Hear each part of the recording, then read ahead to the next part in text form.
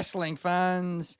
I'm your host, Ben Allison, and welcome to Wrestling Republic's daily broadcast, your one-stop shop for professional wrestling, insight, news, and reviews on a daily basis. Today is Sunday, September 15th, 2024, and you know what that means. It means it's time for Sunday Funday, and today we're going to be drafting the best big men wrestlers of all time. Now, of course, we have to define what that means. So we've decided to define it as either or both 6'6" or over 300 pounds, right? You also, like I said, can be both, but either one or the other if not. But, of course, I'm not just going to be ranking these guys myself. I need a great panel to do it with me, and I have one today. Let's kick things off with the head of opinions, Anthony Ricciardi. How are you, Anthony? I'm doing all right. I always love doing these lists, and this should be a lot of fun. There's a lot of big men in the history of the business, so this should be a lot of fun. Absolutely, it should be. And I don't know where my camera's gone, but we'll get that fixed. How are you today as well, the head of reviewing, Coby Galenzoski? Doing pretty good. Of course, this is a big guy draft. It feels good to be here for unlike one of the last drafts I was a part of. That wasn't the direct last draft, but because I did the SummerSlam matches, but the Money in the Bank one, I still got screwed on. Of course, we have to mention that one. But of course, it's Sunday Funday, and I can't say, I keep saying, of course. I don't know why, but it's a pleasure to be here. Obviously, got to make it a point to be on the WR Daily when I can, and it is Sunday Funday, and that's always a fun time to be on the show. Oh, you didn't like the Austin Theory pick that I made for you when you overslept last time? Oh, that was an eventful one, that is for sure. But also joining us today, we have Soul. How are you, Soul? It's actually been quite an eventful 24 hours for me. I was at Bleeding Gums Wrestling last night doing stuff for their shows, and I guess in mine, Alton Thorne used some deceptive tactics to become champion, and I was giving him a wee interview, and he choked me out with a tie. So that's the tie's not here, just getting repaired. But my security, my safety, my life was in real danger. I feel threatened, the most I've ever felt at a wrestling show. But I'm still here. I made it. That's the main thing. So we'll get on with this quiz, and we'll have some good spirits. But yeah, I felt quite in danger. Okay, Tony Khan. You're living up to those Tony Khan chants, aren't you, Soul? Well, we have Teddy Aries. For that statement. Where's my Pepsi? Oh gosh, we have Teddy Aries 37 in the chat saying that he's a big fan of our show. Thank you so much for watching. We really do appreciate it. And let's get straight into the best big men draft, shall we? Because before the show, we did a spinner wheel, and Soul gets the first pick. Soul, who are you drafting at number 1? Thank God the roulette made me first. So number 1, I'm going to pick as a gentleman who qualifies because he is 6'10". He is a legendary wrestler in the Japanese scene. There wouldn't be a Japanese scene without him and his tag partner, Antonio Inoki, as B1 Cannon, the founder of All Japan, Giant Baba. Of course, Giant Baba is very, very accomplished wrestler, obviously finding All Japan as well, which will then led to the development of the Triple Crown Championship, which has been integral for a lot of big men's careers as well. Obviously, Mitsuharu Misawa was one of his students and underlings, which would go on to form Noah, and obviously with Noah, great development there. Giant Baba really is not only one of the greatest big men for Japanese wrestling, but for the world of wrestling, because without his influence and star power, we wouldn't have gotten a lot of modern day wrestling. There wouldn't have been the rivalry with Antonio Inoki, who made New Japan. Then you got Bullet Club and Osprey and AEW from that. So it really does go back to this modern day of wrestling, back to Giant Baba. Absolutely. That is a phenomenal way to start it. Not the pick I thought you were going to go for, Soul, but a very solid one indeed. But of course, next up we have Anthony. Anthony, who is your first pick? I am a little surprised Soul did not take this man. Without a doubt, the conscience of WWE for many decades, the locker room leader, the godfather behind the scenes, The Undertaker. He is the guy that really got me interested in wrestling. He is synonymous with Hell in a Cell matches, Buried Alive, Inferno matches. His rivalry with his brother Kane is still one of the best wrestling stories ever told. And obviously, his presence is still felt, although now behind the scenes, he did make his presence felt at WrestleMania 40, coming in to take out the final boss. But Undertaker to me is the greatest big man of all time. A very solid pick indeed, Anthony. I'm going to be honest with you, that was who I was going to go for, so I'm a little bit fuming about that one. But for me, in as my first pick, the third overall pick, I am going to be drafting the biggest man of them all, Andre the Giant. Of course, when people think of big men in professional wrestling, you think of him. He's on the thumbnail for this YouTube video, so it only makes sense. But Coby, what about you? Who do you have as your first pick?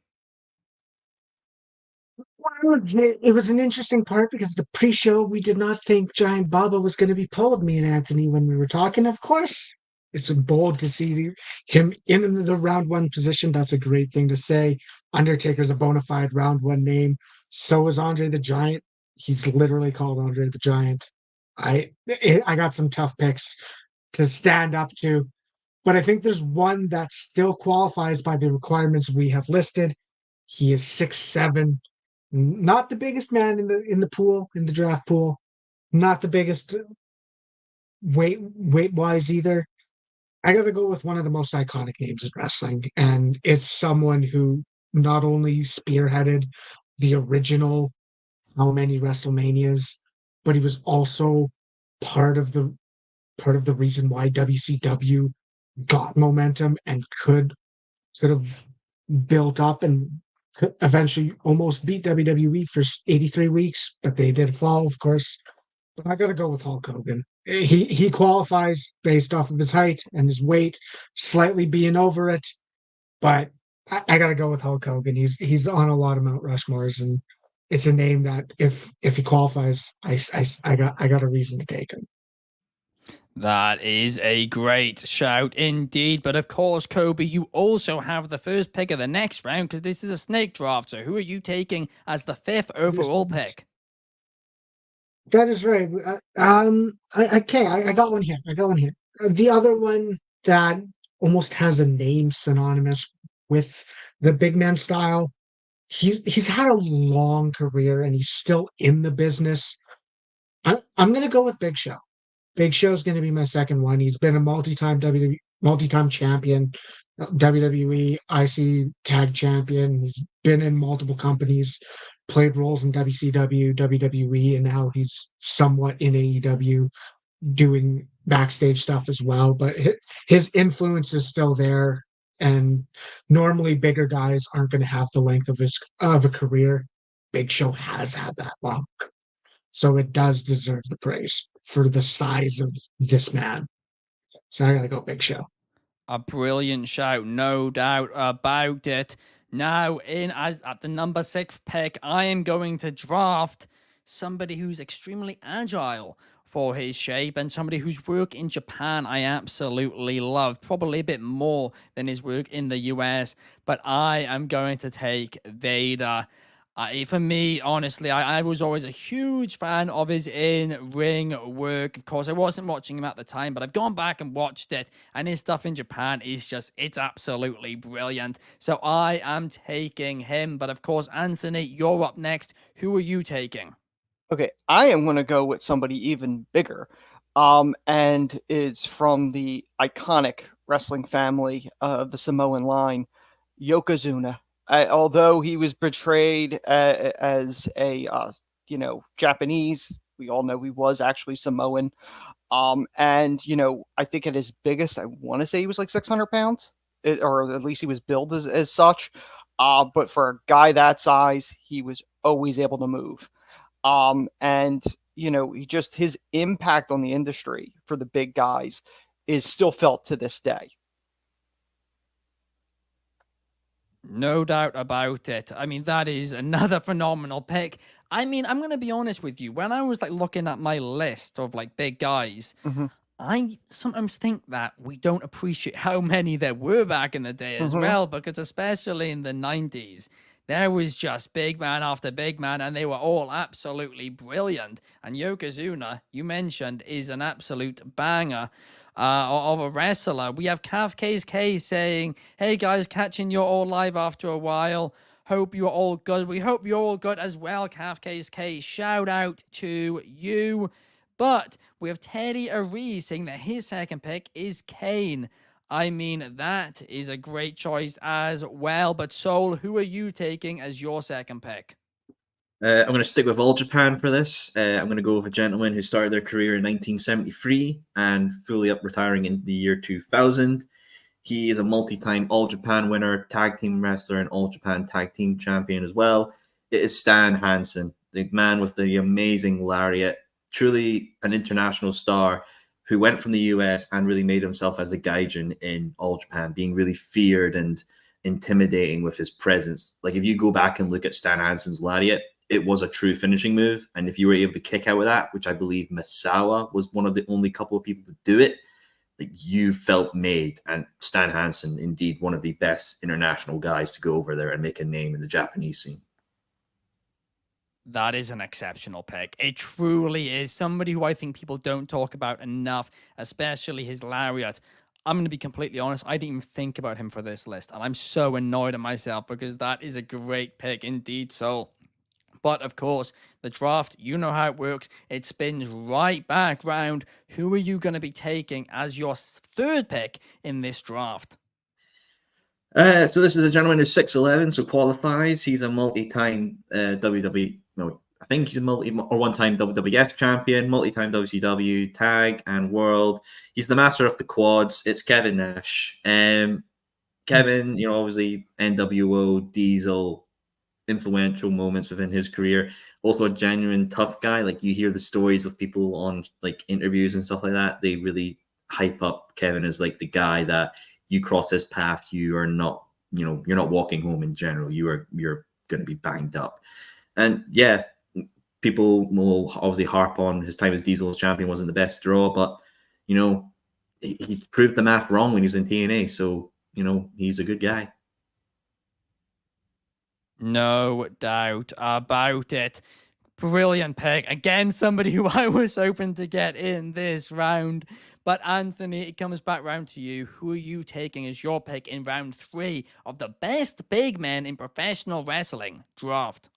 Okay, this is a little tricky because there are obviously a lot of legends that I was going to pull from, but I'm going to pull a modern guy out for this one. This is a guy that is setting the world on fire in NXT. I got to go Obafemi.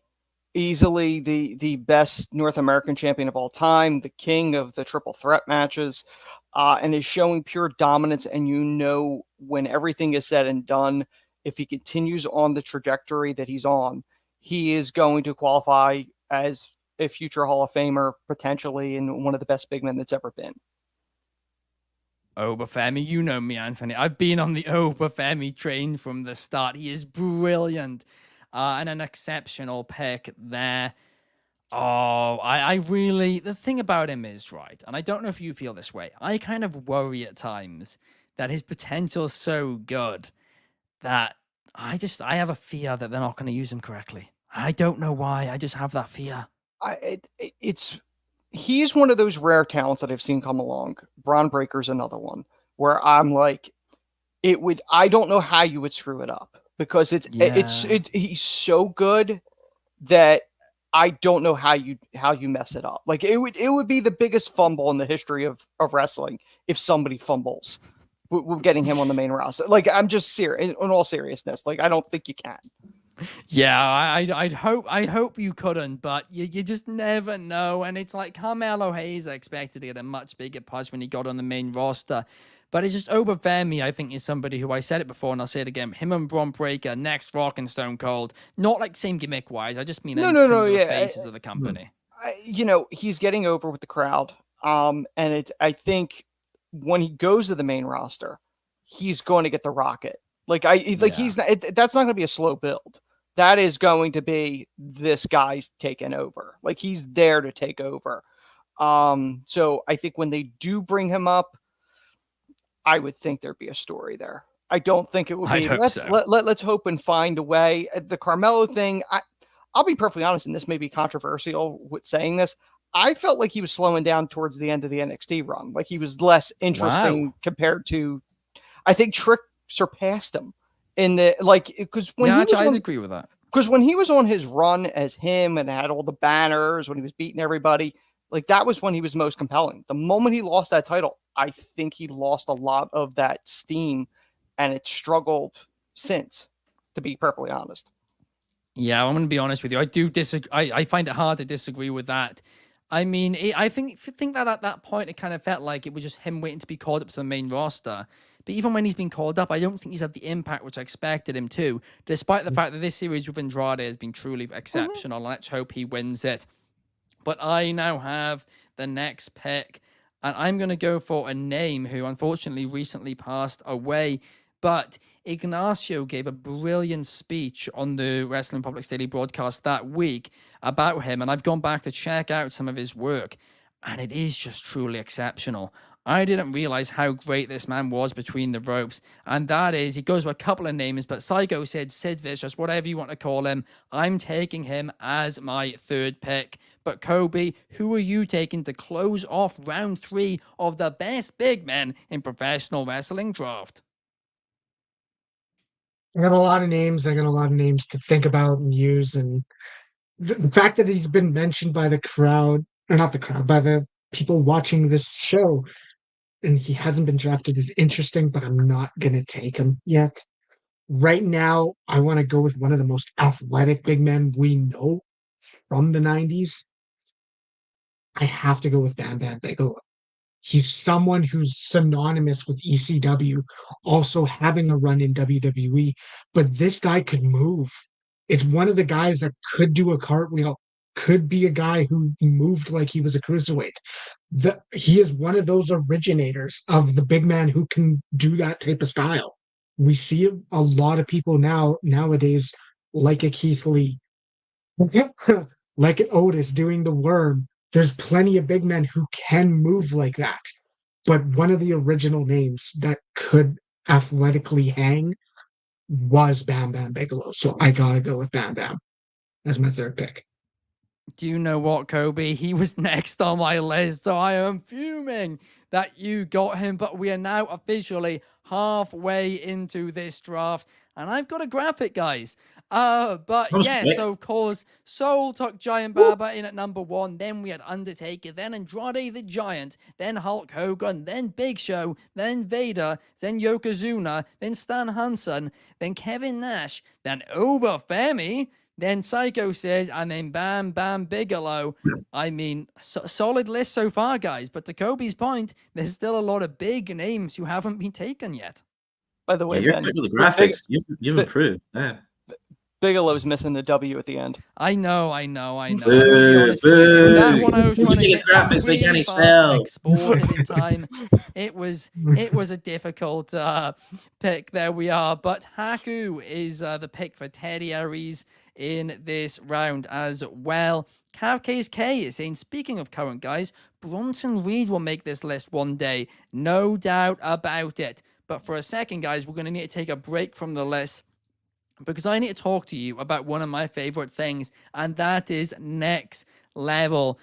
If you don't know what Next Level is, basically they've taken all our social media links from across all our platforms and put them in one place, and that one place is nxconnect.me/Wrestling Republic to see all our content across all platforms linked all in one place. Additionally, they have an app. If you download their app, they have a section on their app dedicated to just professional wrestling content creators. It's brilliant, and it's completely and utterly free. What do you have to lose? Absolutely nothing. But now let's move on to the next round, and let's talk.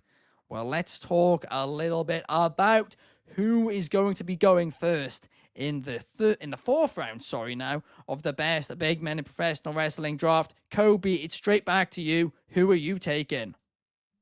I was going to say, it should not be hard to think about who's going first in this point, because I just went and I get my snake. I'm thinking and I'm looking at the names I've written down, and I don't know if I want to pick him. there's another name I got right here, right here. I am going to pick a man that is synonymous outside of WWE. This is a guy who almost was a TNA wrestler for life. He now works for WWE out in a different role. Currently, I got to go with the Monster Abyss, a name that is going to fly under the radar. But he's a man that was able to have that hardcore influence in TNA, and he had a very long career. He's one of those homegrown names from TNA that goes, "Oh yeah, this guy was that good." I think it's a steal of a pick. I probably could have waited, but I am confident to say Abyss is my fourth pick. Brilliant shout indeed. Another Chris one who I Parks. didn't really think about. But you are right. The Looking good. impact he's had on the business too is so underrated because he was so important to TNA for so long, and he will go down as so underrated as well. Teddy Ari says, you know, he had Abyss on there as well, but he's taken Umaga as his fourth pick. And that's another great name indeed. But now it's actually back to me. And I'm going to take somebody. Oh, I'm actually stuck now. Right, in real time, I'm stuck between two names. And I don't know how I feel about this. I'm actually just going to go for it. Because this guy was one of the first guys who I watched when I started watching wrestling. He was one of the guys who at the time was feuding with Rey Mysterio. And I was just hooked in from the start. He's now a Hollywood star, and he does just about qualify for this list at 6'6", and that is Batista. I am taking Batista as my pick in the fourth round. Like I said, his influence, I think, has been quite insane. And sure, I guess compared to some others, he's had a shorter career. But I think what he did in that time was massive. And now he's become a mainstream star. And again, I'm a bit biased because he was like one of the best heels when I first got into professional wrestling. But now, Anthony, it is right back to you. Who do you think, or who are you going to pick in round 4? I'm going to go with somebody that never really was in WWF. I'm going to go with somebody that's very legendary, and that would be Bruiser Brody. One of the trailblazing big men. His feud with Abdullah the Butcher was all over the place. You know, he was known as the Crazy Man, and fans didn't know whether or not that was an act or not. Tragically, he was murdered in Puerto Rico, but his legacy continues to live on in this business. Luke Harper, Brody Lee obviously modeled his look and his gimmick sort of off of Brody. But yeah, his legacy continues to live on. Absolutely a fantastic pick. My last pick, I was trying to decide between 3 guys, and he was one of those 3 guys. Let's see if I'll be able to get the other one of those guys in the next round, or if he will be taken before then. And will it be Soul right now who will take him? Soul, who are you picking? I'm gonna go with a man who is a big old boy and able to just really command his presence. Over 300 pounds and 6'10", the monster among men. I'm gonna go with Kane. Just for his pure presence, he's a big guy who used that to his full potential. Even when you couldn't see his face in the mask Kane, it sold the presence. And then when he took it off and was bald and rabid and coming out the slow chemical, you still felt fear from his presence. And that's something that big men should really use, is your build and size as an intimidation factor. So I'm going to go with Kane. A tremendous choice indeed. I do think Braun Strowman might be a bit angry about his catchphrase being stolen there, but it is a truly great pick, Kane. I'm surprised that he's not actually gone earlier in this. Because, yeah, I mean, his influence on this business is right up there, I think, with Undertaker as well. A great pick indeed. And also, I think people forget how much, how that feeling when when the lights would go red and you just hear him come out, and it would just be goosebumps. And that's, I think, something which people are going to appreciate maybe more in the longer term than the short term, because that's definitely inspired a bunch of wrestlers. There's no doubt about that. But Soul, you know how a snake draft works. It goes directly back to you. Round 5, who are you taking? Who are you picking as your next choice? So is this my final pick? Second last. Second to final. Second last. Okay. Whoa, this is a toughie because I got somebody who, as a big man, did accomplishing things outside of wrestling, and then I've got a big man who did some really good stuff with inside of wrestling. So it's a tough one there. So I'm gonna go with Keith Lee. Obviously nowadays, obviously with his health issues, a lot of people like to joke and take shots at Keith Lee. But if you look at the stuff before, obviously the shutdown and everything, you know, the stuff in NXT, becoming a double champion with the North American and NXT title, dethroning Adam Cole, the historic matches he's had with Donovan Dijak, even in NXT and outside of it. Keith Lee was a big guy who could move like butter. Like, he just moved with the waves. He was able to do spirit bombs and just feel so athletic. So yeah, I got to go for that because of all that. I got to go with Keith Lee. That is a great pick indeed. And again, like when he was on the independent scene, he was truly amazing. People forget that, you know, his athleticism at his size, that is something which is so rare within wrestling. And yeah, I mean, obviously it's a pity that things haven't really worked out for him in AEW, and the same towards the end of his run in WWE, because he had so much potential. But if you go and watch him when he's in his prime, I do agree, so there is an argument he's up there. There is no doubt about it, ability-wise. Maybe not his impact as much, but ability-wise, for his size, his athleticism, it was absolutely tremendous. Now, I have made a mistake, guys, because Batista is not 6'6", he is 6'4". The website which I got that from is wrong, apparently. Now, you should have used Cage Match. Well, what I'm actually trying to find out here is if WWE bills him as 6. They do. So it actually does count. Wait. Yes, yeah, it counts. It counts. Built, It counts. It's built It's fine.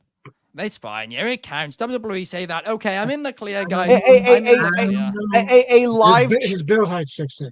A live check Cool. on Wikipedia right now has him listed as 6'6", 290. Okay, so yes, cool. you're good. So to answer your question, Teddy Rees, he does count as a big man, but only because of his his build height. Because if we're doing it on real heights, apparently he's 6'4". But hey, that's WWE for you. We won't know the real heights of half of these guys unless they do say it.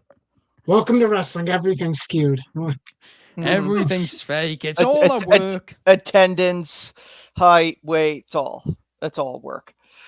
It's all lies. You never know what's the truth. When they say it's the highest grossing event, is that true? Is it not true? We'll never know. But what is true is, Anthony, you have the next pick. Who are you going to take? Okay, I am going with somebody that really I saw him blossom when he started. Former Olympian, no, not Kurt Angle because he wouldn't qualify for either. Mark Henry. I mean, this guy truly, went from the Nation of Domination, being a henchman, to sexual chocolate and having an affair with Mae Young, to taking it seriously, the Hall of Pain and the whole promo where, he was retiring with the salmon suit and all, and really kind of resurrected his career and became a multi-time world champion and just really one of the best big guys that there's been. I mean, you are right. And once again, the impact he's had on the business, because nowadays he coaches a lot of young talents, and a lot of people, mention his name when they talk about him, but it's true. He was for so many years probably at the height of in the Attitude Era, the Ruthless Aggression Era, but then also in the PG era, he was even like one of their top stars for a few years, and people forget that.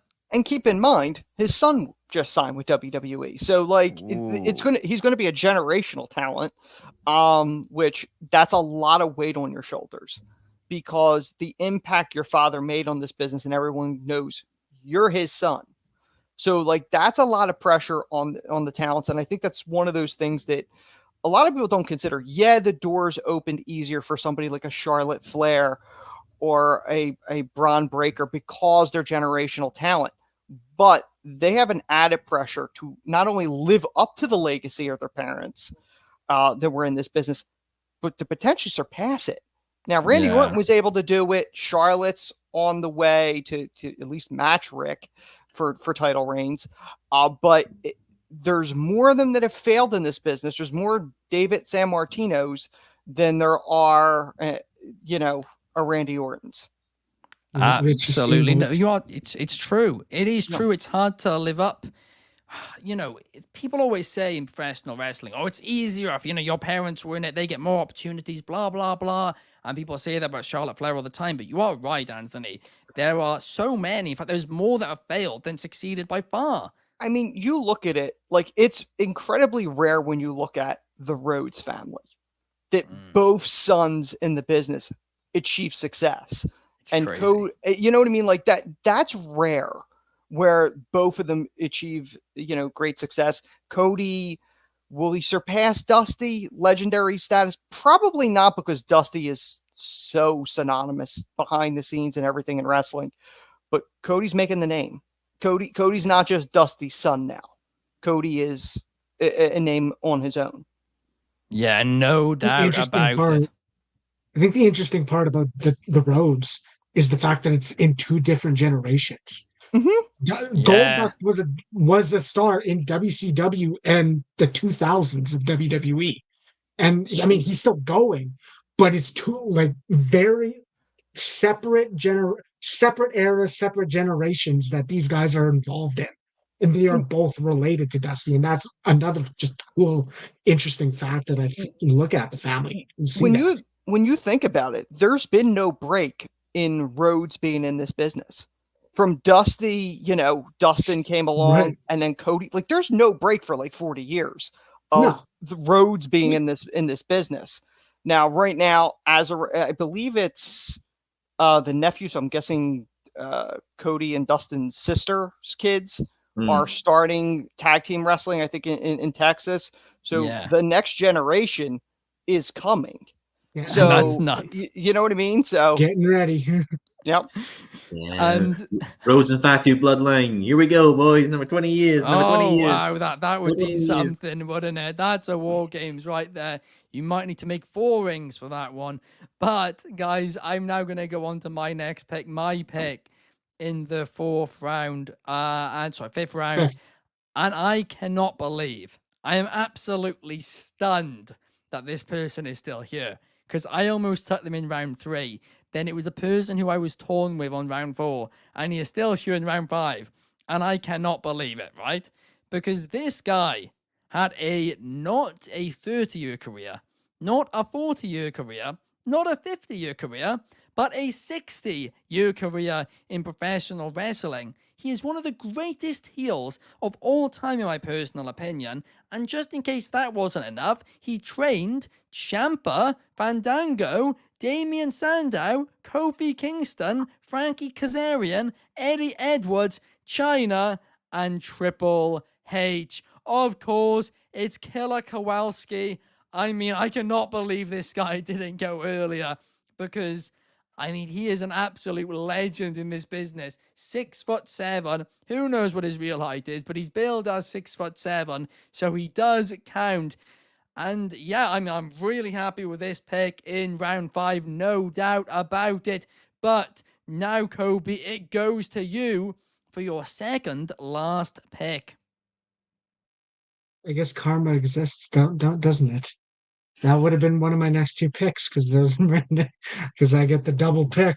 I had it. I had who he trained. I had it. He stuck his nose in multiple, or not stuck his nose, but he had his fingerprints in many generations. I had Kowalski, and now I don't get him. Yeah. Come on, comments. Let's all say with Coby now. The GoFundMe will be set up after the show. What is the modern trend? Womp womp, or whatever. Womp womp.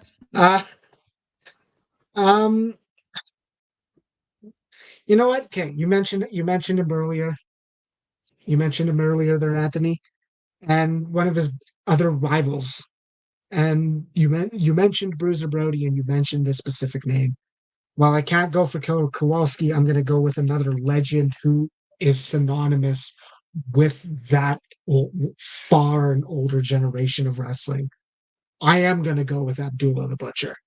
He is someone who not only has more of a hardcore influence than Abyss, but he has just that legend. He was a bigger guy who was feared by a lot of people. And I mean, that Dark Side of the Ring is brilliant about his career. And he's had a lot of controversy surrounding him. But his impact on the territories, on working in places like Puerto Rico, it is there, and it is absolutely something to acknowledge. So I'm going with Abdullah the Butcher. A fantastic pick in round 5, no doubt about it. But guys, it is now time for the 6th and final round. We're wrapping it up. Coby, you get the first pick of this last round. It's a snake draft after all. Who are you taking? I'm thinking. There's been slight mentions with a couple of these names that I'm thinking about. I'm not going to go with him. I'm going to go with someone who had a weird, I don't want to say a weird career, but it's an interesting career. And it's a modern star that was on top of the world for quite a while. My last pick is going to be Braun Strowman, the real monster among men, the real big guy who was one of the biggest draws in the company at one point. And I mean, the funniest part is I went to a live event, and while there was a 4-way with Dean Ambrose, Seth Rollins, Lashley, and McIntyre, the main event was Braun Strowman versus Baron Corbin. I mean, it's comedy. He was in that top role, but like getting these hands was so over, so magical. I mean, they tried with the Strowman Express. They kind of I still disagree with WWE firing him because he didn't lose any luster. He is a former Universal Champion. He's still incredibly over if you put him in the ring, and he is in the ring often. He's having a big man feud with Bronson Reed right now, and it's tremendous. I I am confident in saying Braun Strowman because he is just that size, and he can move, and he can work with a lot of people. When we look at some of the biggest moments of big men wrestling, ring breaking, steel cages being broken, a lot of those big moments have revolved around Strowman. Strowman's broken the ring. Strowman's broken a steel cage. Strowman's went through the Titantron a couple times. Recently, he took a tsunami through a car. There's a lot of highlights for these big men spots that Braun Strowman is involved in. So Braun Strowman's my last pick. No doubt about it, Coby. A brilliant last pick indeed. But for my last pick, I am going to choose somebody who, technically speaking, per population size, right, per population density, might actually be, and genuinely might actually be, the biggest draw in the history of professional wrestling, again, based on population size. Because literally every household in the United Kingdom knew his name. Every household in the United Kingdom watched him every Sunday night on World of Sport.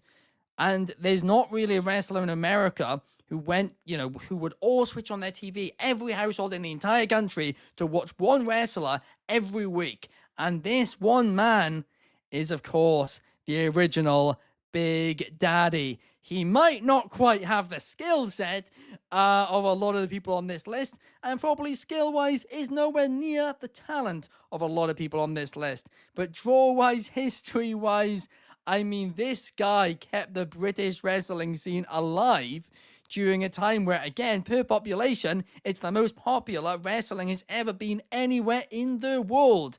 So I am picking Big Daddy as my last pick. But Anthony, who are you taking? Okay, just a side note. As far as like population and popularity on TV, if there was an American equivalent, although it's not for this list, Gorgeous George would probably qualify because that was the advent of TV, the invention of TV. But he was a major star. As far as everyone watching.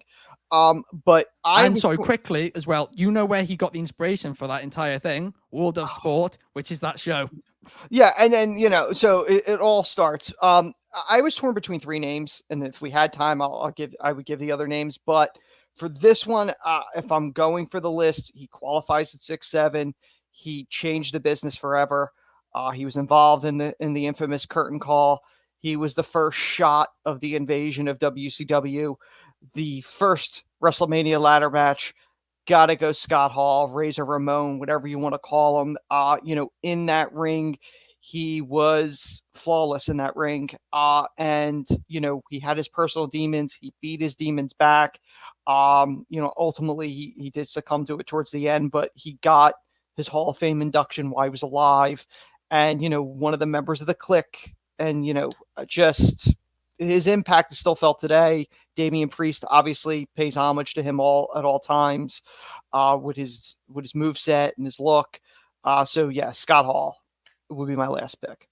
An absolutely tremendous pick. Again, I almost went for him in round 6, but Soul, who are you taking as the final pick of the best big men draft? I literally had Bastion Booger on here as a joke, but I was like, I have to actually pick him. Shoot.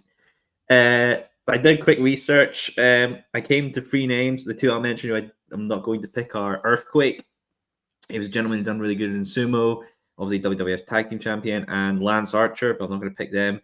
I'm going to pick somebody who I think is pretty good, and I think has gained a lot of support from people in recent times. He's a former 6-man Ring of Honor Tag Team Champion and a former World Tag Team TV champion in Ring of Honor. Why did I have to go last? This sucks. I'm going to go with Shane Taylor. Shane Taylor, I think somebody who's not really gotten the main spotlight he could have. He's over 300 pounds, so he qualifies for this. But I think Shane Taylor promotion, obviously with Lee Moriarty gaining the Pure and Anthony Ogogo always there. Hopefully there could be great things with this. And he has done good matches in the past. Like, I remember the first time I ever saw him was a match without honor on the final Ring of Honor before they had to do the pause. 38-year-old, he is good. He's obviously won those belts, and having a whole promotion, kind of group named after you got to have some accomplishments with that. So yeah, final one is Shane Taylor, not Bastion Booger. I'm going to be honest, Soul. We all thought you were going to go for Big Cass, Big Bill, whatever you want to call it. I am very surprised on that. I'm shocked. Just a side note. Big Bill is too big for this list. He gets his own. Clearly. He gets his own list. Okay. If he doesn't draft him, draft in round 1. Most popular wrestler, Big Bloody Bill. I got to be honest. The 2 that I was torn between before I went with Scott Hall was JBL, because obviously he's setting the world on fire and reinvented himself to become an eventual world champion. Yeah. And the other one was PCO, because talk about a guy that was blacklisted and came back, and still doing it. Those were the other 2. How indeed. But I'll quickly run through our best big man list, because we have Giant Baba, Undertaker, Andre the Giant, Hulk Hogan, Big Show, Vader, Yokozuna, Stan Hansen, Kevin Nash, Oba Femi, Psycho Sid, Bam Bam Bigelow, Abyss, Batista, Bruiser Brody, Kane, Keith Lee, Mark Henry, Keller Kowalski, Abdullah the Butcher, Braun Strowman, Big Daddy, Scott Hall, and Shane Taylor. I think that's a great list, but we'll have to wait and see what the Instagram comments think about it. People are so going to kill me for putting Giant Baba at 1 above Taker. They're going to be like, who the bloody hell is Giant Baba?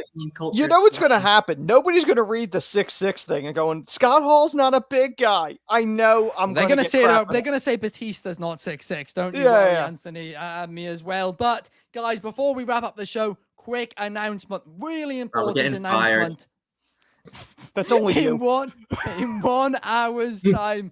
Sunday Night Spotlight is airing as always on a Sunday, but we have a really special guest this week. We have Progress Wrestling's Nina Samuels, so make sure you guys check that out live in exactly 1 hour, 10 p.m. UK, 5 p.m. Eastern, 2 p.m. Pacific, and of course check out Progress Wrestling Chapter 171 next Sunday and use code What'sProgress1 for 50% off either your first month or year on demand Progress Plus. But that does bring us to the end of the show now, guys. Thank you, Soul. Thank you, Coby. And thank you, Anthony, for joining me here today. And thank you to you all for watching along in the comments as well. We will see you guys tomorrow. Peace. Giant Baba.